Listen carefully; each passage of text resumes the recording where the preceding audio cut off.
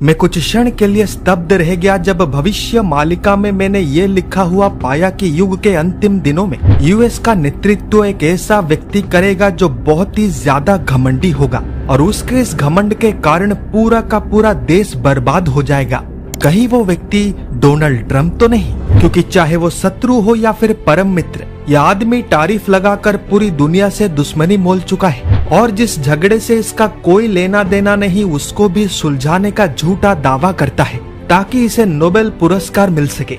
US ने पिछले 75 वर्षों में मेहनत से दुनिया में जिस सुपर पावर इमेज को बनाया था, इस आदमी के कारण अब वो मिट्टी में मिल चुका है और भारत समेत कई देश अब पलटवार करना शुरू कर चुके हैं।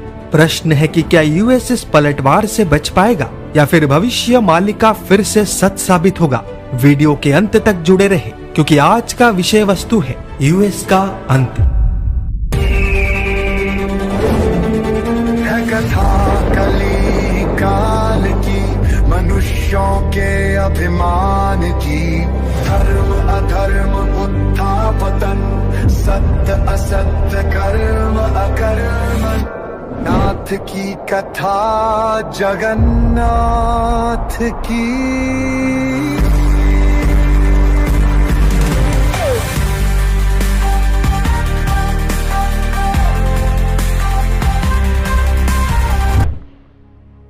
जय जगन्नाथ। क्या आप बता सकते हैं कि आज दुनिया में सबसे शक्तिशाली वैश्विक संगठन कौन है? यूनाइटेड नेशन नहीं, नाटो नहीं, ओआईसी नहीं।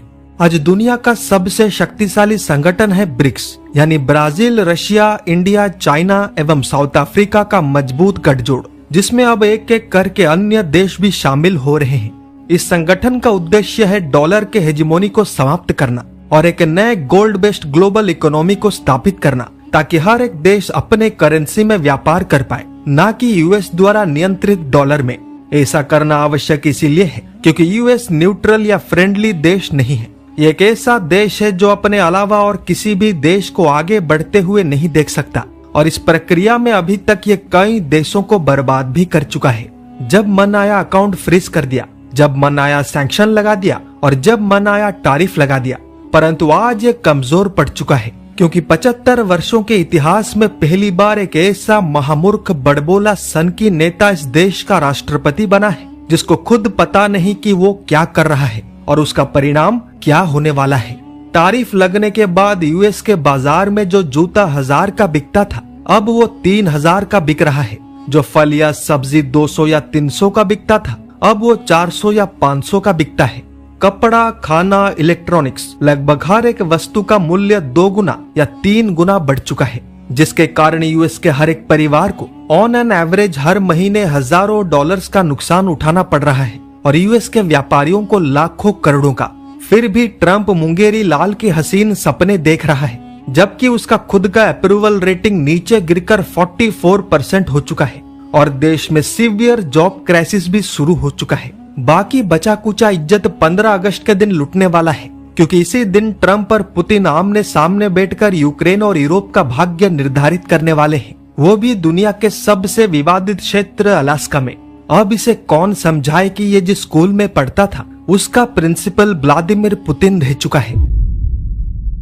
आप सबको यह जानकर बहुत आनंद अनुभव होगा कि जिन भी सदस्यों ने भविष्य मालिका का पुस्तक प्राप्त किया है, उनमें से अधिकतर जनों ने पुस्तक को अपने घर के मंदिर में रखा है और हर दिन उसका पूजा भी करते हैं। सच में आज पंच सखाओं का प्रयास सफल हो रहा है और समाज में धर्म के प्रति चेतना जागृत होने लगा है। और हो भी क्यों ना, जब समय युग परिवर्तन का हो, जिसके पहले चरण में भयंकर विनाश होने वाला है। विनाश युग के अंतिम महायुद्ध के कारण। भविष्य मालिका के गुप्त खेदा मालिका नामक ग्रंथ में कुछ ऐसा लिखा है जिसको यदि यूएस के लोग सुन लेंगे तो चिंतित हो उठेंगे। गुरुदेव कहते हैं कि विश्व युद्ध आहानोरे बड़ बड़ राष्ट्र समर्पी देबे निजकु निजे पथभ्रष्ट, हराई विवेक ज्ञान भविष्यत स्थिति, विवेक शून्य होइण हराइबे मति। अर्थ विश्व युद्ध के आह्वान से बड़े बड़े राष्ट्र खुद को खुद ही बर्बाद कर देंगे। ना ज्ञान होगा, ना विवेक, ना भविष्य का चिंता, एक दूसरे को इसी प्रकार समाप्त कर देंगे। मैं आपसे पूछना चाहता हूँ, क्या आज ऐसा नहीं हो रहा? चाहे रशिया यूक्रेन हो या इजराइल वर्सेस मुस्लिम देश या कंबोडिया थाईलैंड या फिर भारत पाकिस्तान।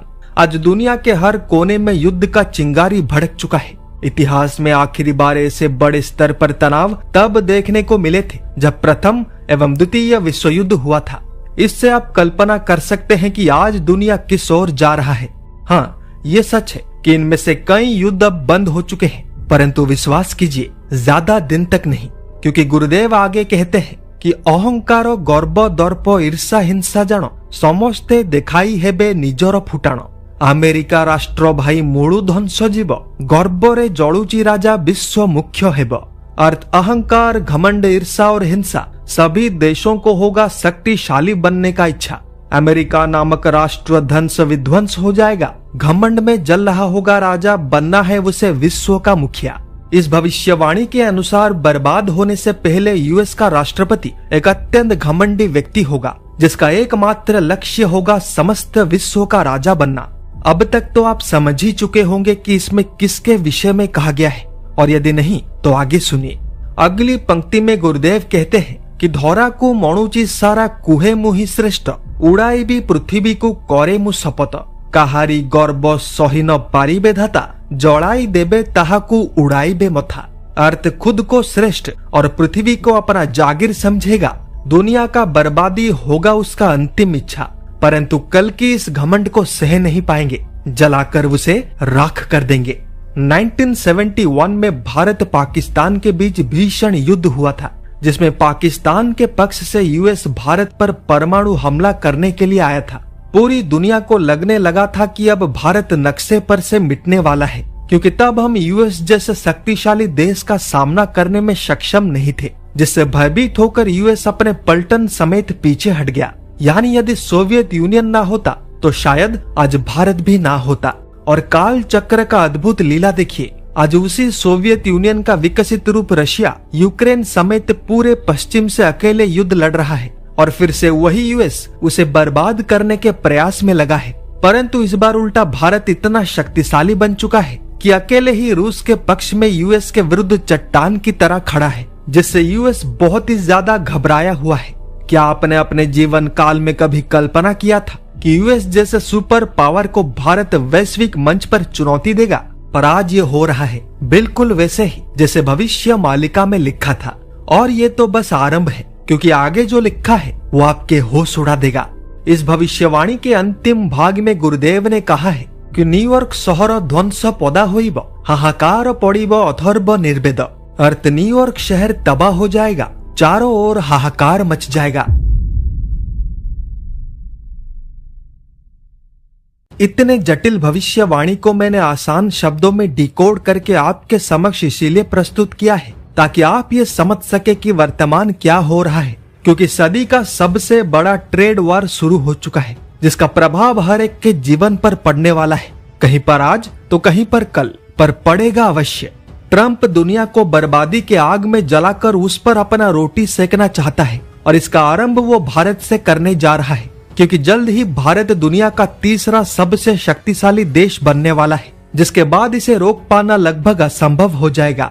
पाकिस्तान का फील्ड चीफ मार्शल यूएस के धरती से भारत समेत आधे दुनिया को परमाणु बम से उड़ाने का धमकी देता है। बांग्लादेश के अंदर यूएस के हाई लेवल डिप्लोमेट्स एक आर्मी बटालियन के साथ एंट्री करते हैं और वहां के टेरर ग्रुप्स के साथ बातचीत शुरू कर देते हैं।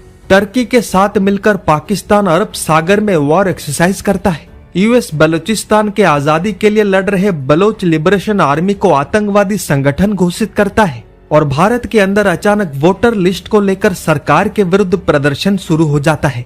यानी चित्र स्पष्ट है, यूएस भारत पर दबाव बनाना चाहता है, इससे अनजान कि आगे उसके साथ क्या होने वाला है।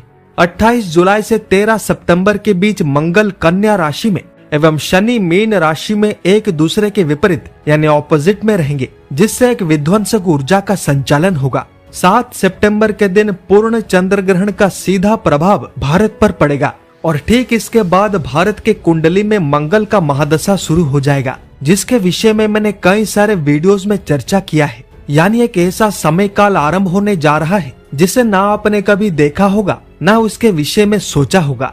इसके पहले चरण में भारत के अंदर हताशा एवं निराशा छा जाएगा, चारों ओर विद्रोह का स्वर उठेगा, देश विरोधी ताकतें जागृत हो उठेंगी, परंतु अचानक उस अंधकार में एक रोशनी दिखाई देगा जो संपूर्ण भारत का भविष्य बदल कर रख देगा। आसान शब्दों में कहूँ तो सनातन की भूमि भारत अपना खोया हुआ शक्ति वापस पाने वाला है। बस धैर्य रखने की आवश्यकता है और धर्म के मार्ग पर रहकर इस देश को महान बनाने के लिए अपना अपना कर्म करना है। बाकी जैसी जिसकी सोच। वैसे वर्तमान के स्थिति को लेकर आपका क्या विचार है, अवश्य कमेंट करें। वीडियो को ज्यादा से ज्यादा लाइक एवं शेयर करें। परिवार का सदस्य बनने के लिए सब्सक्राइब पर और भविष्य मालिका का पुस्तक ऑर्डर करने के लिए नीचे दिए हुए लिंक्स पर क्लिक करें। जल्द मिलते हैं एक नए अध्याय में कुछ नए तथ्यों के साथ। तब तक के लिए जय जगन्नाथ, जय पंचसखा, जय हिंद।